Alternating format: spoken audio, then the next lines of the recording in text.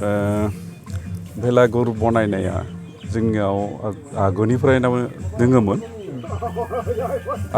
दोङोमोनब्लाबो माने दुब्लियाव माने खानैसो गथ'फोरा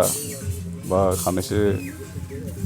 लोगो नांनानै बिदि माने जायोमोन बे क्रमान्वये माने गोमालांनो हमदों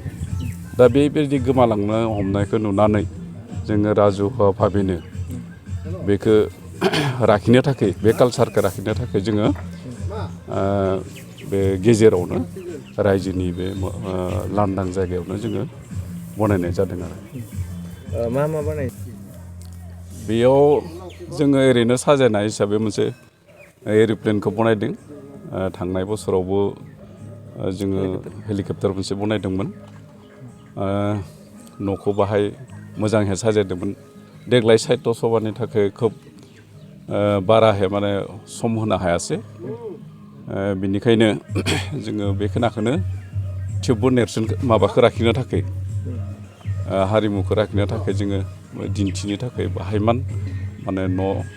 गंनै बनायना दोनबाय आरो बाखि खोनाखौ बनायना दोनबाय जोङो मागो दमासिखौ बरायगोन समबारखालिनो बे समबारखालि जोङो आलासिबो लाना फैनाय जादों दिपेन मुसाहारि ना दिपेन बर' बिथाङा माबाखौ फैनानै जोंनि बे जायगा खोनाखौ बेखेवगोन आरो लोगोसे जोङो बाहायमान माने सावराय आफाद लागोन लोगोसे जोंहा फिथा सावनाय माबा सावनाय बेफोरबायदिबो थागोन आरो बेखौ जागोन जोङो रायजोयैनो गासैबो फिसा फिसौ ज'हैनो माने फिथाखौ जाग्रोयो आरो जों